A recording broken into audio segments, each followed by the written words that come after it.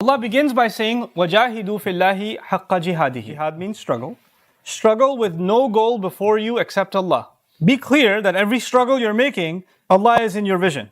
And do that in the way that Allah deserves. I'm being very rough and easy with the translation for the purposes of khutbah. Struggle for the sake of Allah the way He deserves it. Try to do things for Allah the way He deserves it. Now, the issue is that that's practically impossible.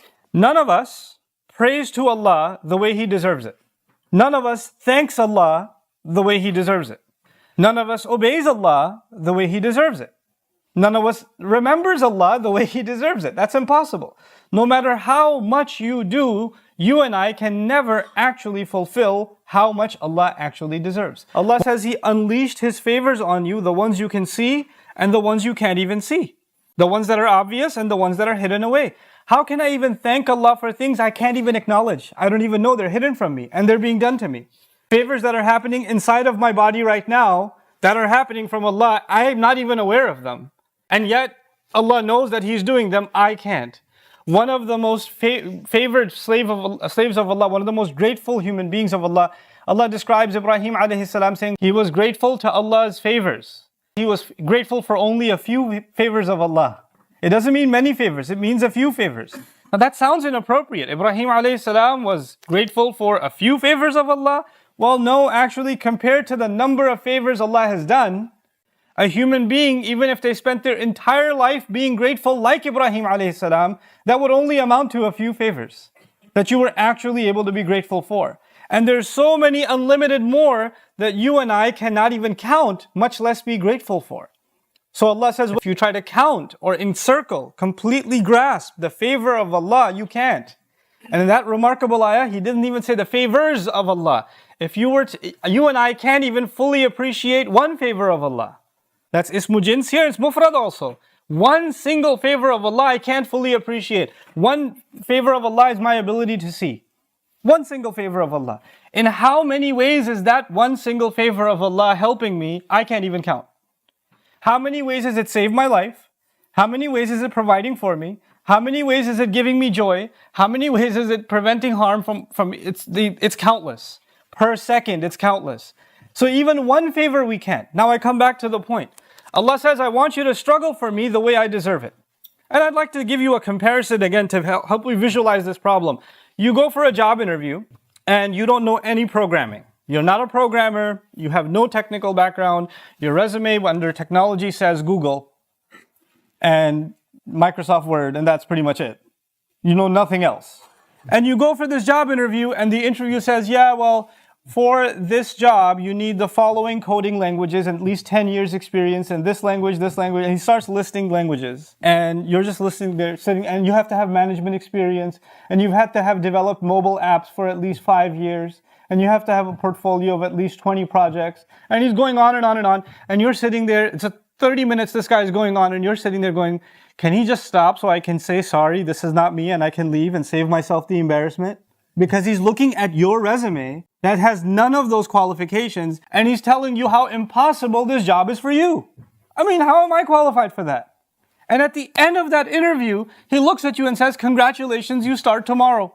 Well, if he said that, you'd be sitting there, no, that's not me, I can't do that job. I'm not qualified for this. Why are you choosing me? Allah says to you and me, you will struggle for me the way I deserve. My immediate response is, I'm not qualified. How am I qualified? This is way up here, and I'm way down here. I think you might have me, somebody else might be a better fit for this job. And Allah then says, now He says, He, in fact, He alone has chosen you. He's the one that's chosen you. First, He gives the impossible job description. Then He says, you're the right fit for the job. And the word He used, ijtiba, is different from, remember for istifa, I said it's a choice. Allah owes no explanation. There's no explanation. Like He chooses prophets, messengers. You don't ask Him why.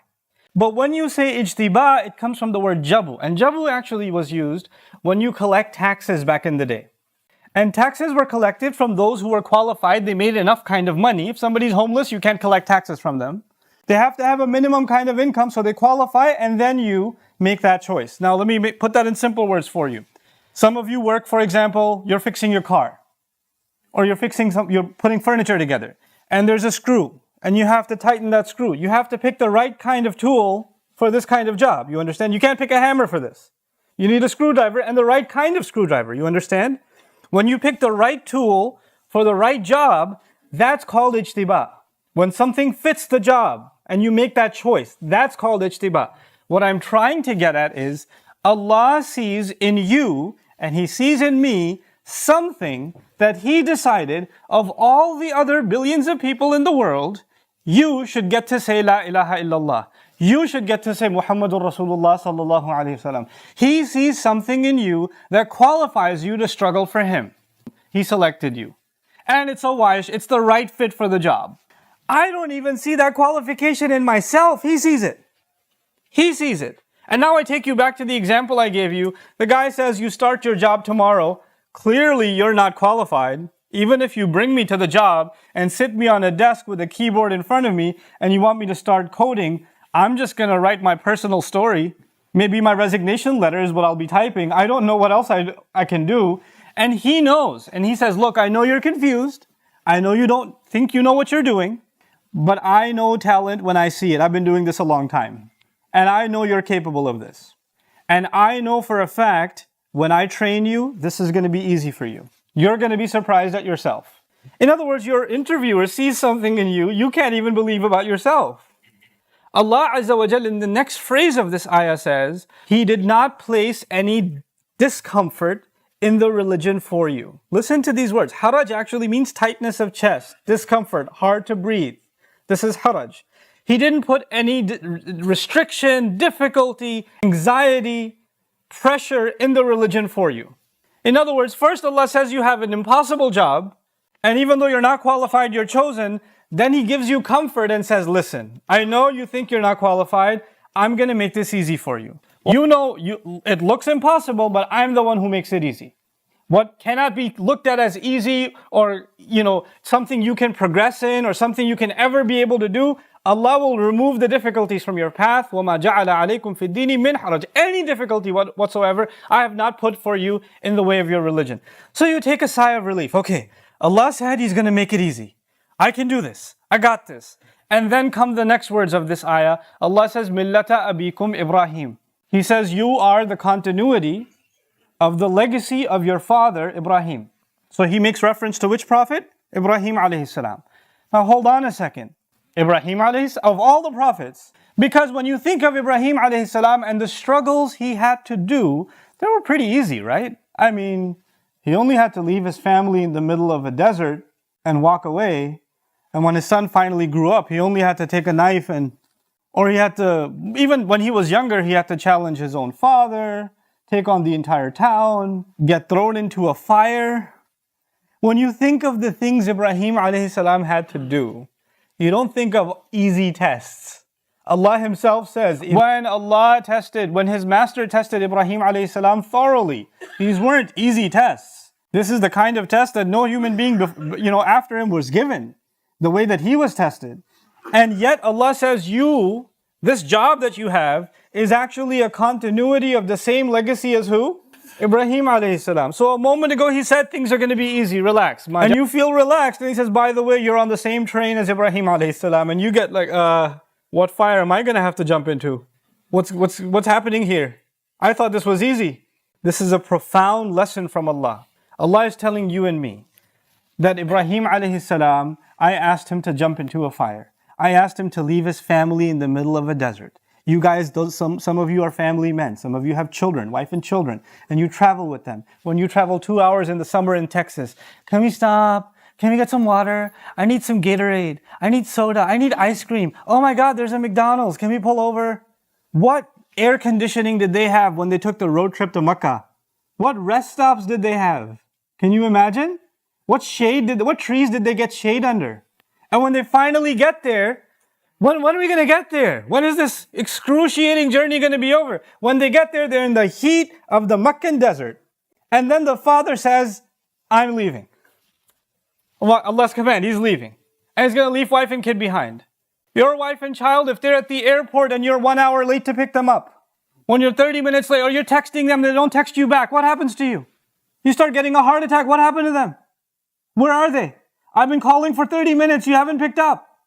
The phone was ringing, it wasn't going straight to voicemail. Where were you? What's wrong with you? Why did I get you a phone anyway? 30 minutes of no contact, you go insane. Can you imagine what Ibrahim a.s. went through? That crying baby and his mother in the middle of the desert. That they walk away. To not know what's going on with your child. Sometimes you're late to pick up your kid from school. And you got stuck in traffic. And nobody at the school is picking up. And you don't know where your child is until you get there. What your child goes through, what you go through. Ya Rab, the trials of Ibrahim a.s. were so massive. They're so difficult to comprehend. I can't imagine when our children, when they're even playing near a swimming pool, we run and pull them away. When our 2-3-year-old is going to grab a knife, hey, get away from there. Put that away. Put everything dangerous in the middle of the table so they can't reach and get it. And now you have your own son and you have to take a knife and you have to put it on his neck. This is beyond imagination. Allah says when He can make that easy, what are you going to complain about? Did he ask you to jump into a fire? Did He ask you to leave your family in the middle of a desert? I've put you on the same track as Ibrahim a.s. He can make those things easy. You have nothing left to worry about. You're on that legacy.